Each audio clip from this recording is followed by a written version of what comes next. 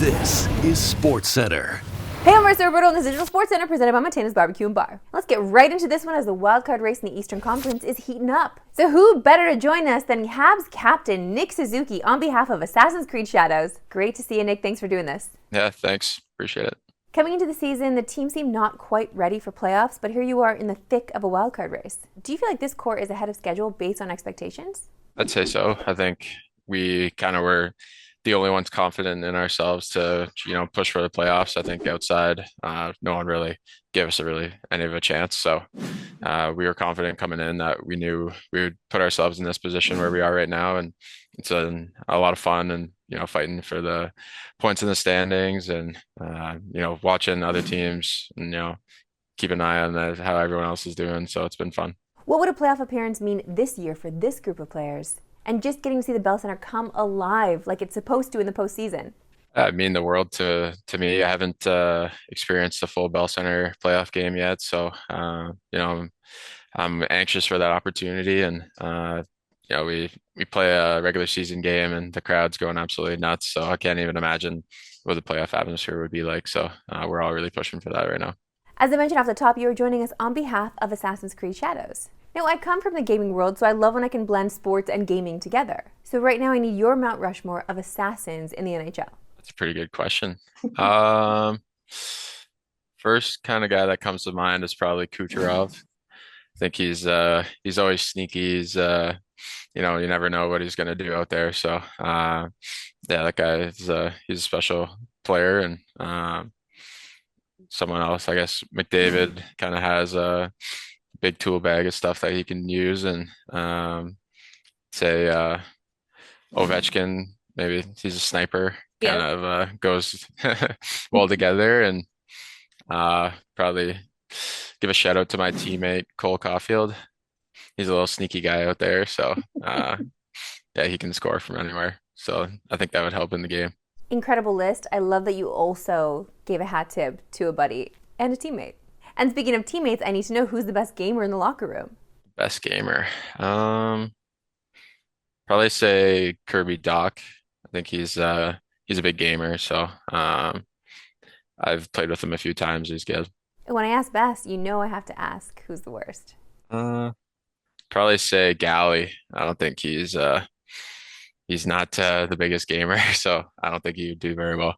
The thing is that when you're a good athlete, you have good hand-eye coordination, so you think that you could just hand someone the controller and they'd be good at gaming. Yeah, I mean, I don't know what his background is, but I don't think he's getting a little older now, so I don't think he's really into the video games too much. I mean, I get the older thing, but us elder millennials, we like to game, okay? We're still good.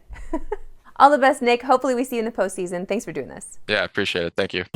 Baseball's back, and even though the opening day is behind us, these incredible food creations, they're not going anywhere. Yeah, it's a DSC tradition. Every year we look at the best new food in ballparks. Let's start with dessert because the Chicago White Sox won on opening day, which means they're above 500 for the first time since opening day 2023. And what better way to celebrate that than with a delicious dessert? It's a birthday ice cream confetti cake, crumbles, and maraschino cherry topped with a pinwheel cookie. All right, listen, they already had this type of cup with a milkshake dessert, which I believe will taste better than whatever this is. I'm not really a fan of cake in drinks, but listen, the White Sox don't have a lot going for them. The food at their stadium is something to celebrate.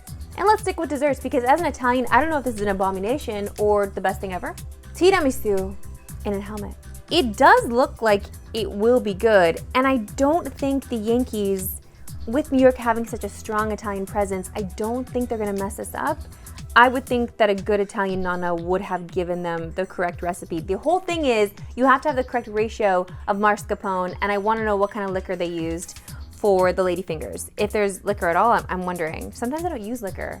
So if it's one of those, I'm out. All right, it's not baseball without hot dogs, and the Astros are taking their glizzy game to a whole new level with the Daddy Mac Dog. Daddy Mac Dog, footlong Angus beef frank chopped with brisket, macaroni and cheese, barbecue sauce, and a crispy dill pickle, $15.79, which is like $30 Canadian. Holy smokes. Holy smoky. I really like the little crunchy dill pickles on top. That's a great ad. Yeah, I'd hit that. I'd hit it. Not to be outdone, the Mariners have a fresh take on a classic corn dog. The What Up corn dog is blue, honey battered with a spicy crunch. which sounds delightful. Oh, God, this is grotesque. No. All right, let's head back to snacks to finish this thing off. In Philly, you can get a s'mores quesadilla, which is exactly what it sounds like. Listen, when you're gonna start the sentence with Nutella, I'm gonna tell you for free, I'm absolutely in. Yes, I will go back to Philly, I will eat you, I will purchase a couple. Here we go. And we finish in San Francisco with a 98-ounce souvenir bat that is filled with popcorn and yes, comes with free refills.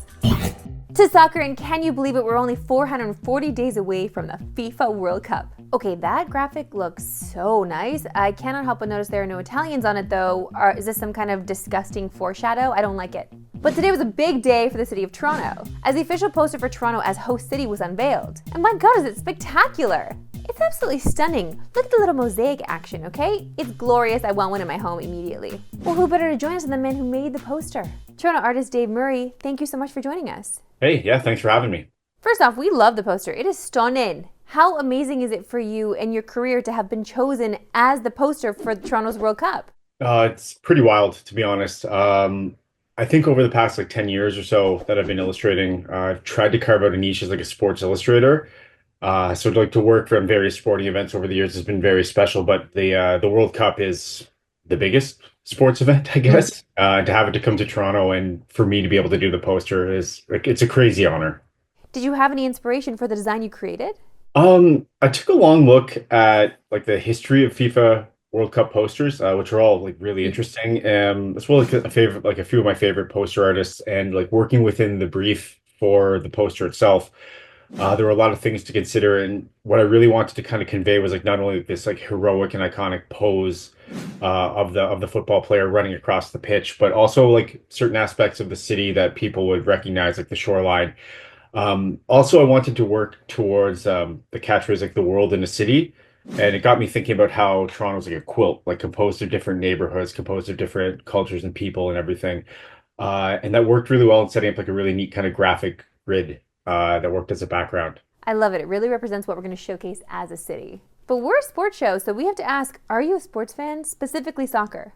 I'm a big sports fan. I love going to sporting events. A lifelong hockey player and goalie myself, but I had the unique kind of pleasure this summer traveling with my wife and going to Poland and spending time with her family, and they brought us to their local football team's match, which was unbelievable. European football is on another level. So just being there and feeling that excitement and thrill and being with a crowd of people all cheering for the same team. There's nothing else like it. Listen, everyone that watches the show knows that I'm a huge goalie fan. I married a goalie, but everyone knows that you lot are a little odd. You're a little different. What are some of your goalie tics? Yeah, I always put my left glove on first. I chew 3 to 4 pieces of a very specific mint gum during every game. There's a lot, and I'm an artist on top of it, so the weirdness level just gets bumped up so much. We love men's league. We love beer league goalies. Appreciate this. Thank you so much for your time. Great, thanks again. Time now for my favorite segment on yours that We Love Sports Today. Why we love sports today. Let's get right into this amazing baseball highlight. Because when in trouble, just pretend you're playing basketball and try to draw a foul? Wait, how? And he now has 10 RBI against the Surge. Ground ball hit to third. Severino is going to pick it up, and now the runner's going to run backwards. And he does a little, almost like you would do the starting lineup, a little bump with Seth Gray, and he's out, and then he puts his arms up and gets it. I mean, listen, you know you're screwed. You might as well make a joke out of it. And we're not done there, because this show clearly has baseball fever. How about some baseball from hydro poles? This sounds not dangerous at all. Lineman Baseball.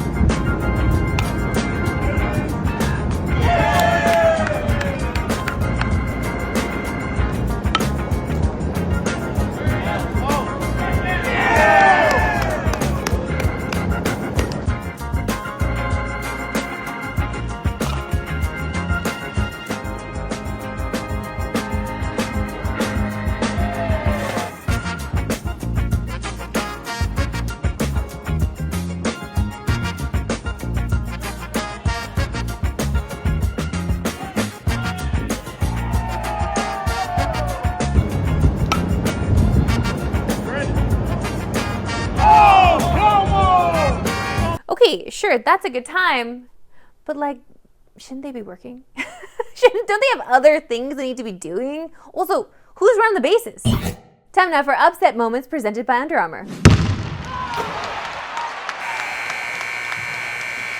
And we were so close! Arkansas was right there, eager to give us the upset we've been yearning for.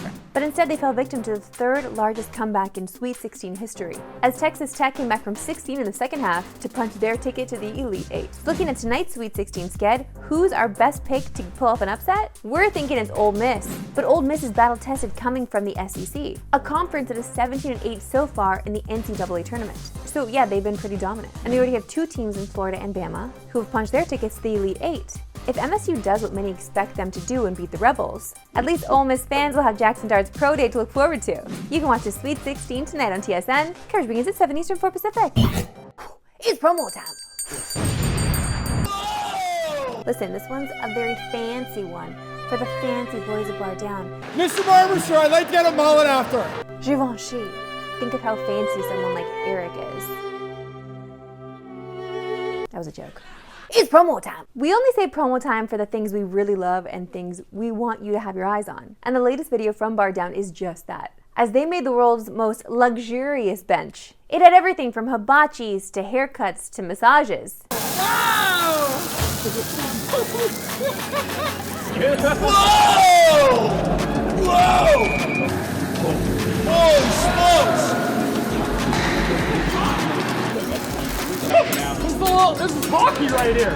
So we do it hockey. Whoa, on the back. Oh my god, this is so sick. It's actually nasty. You need to grab from that side, not from here. Okay, okay. And wait, yeah. Go for it. No. Good? Oh, I tried the backhand. That wasn't bad. I'm gonna take my helmet off. I'm not going out there again. This is pure chaos. How can one even focus on a game when you gotta focus on the egg? To watch the full video, head to Bar Down's YouTube page, or if you're watching us on Insta, just click the link below. That's it for me today. See you back here Monday. Have a great weekend.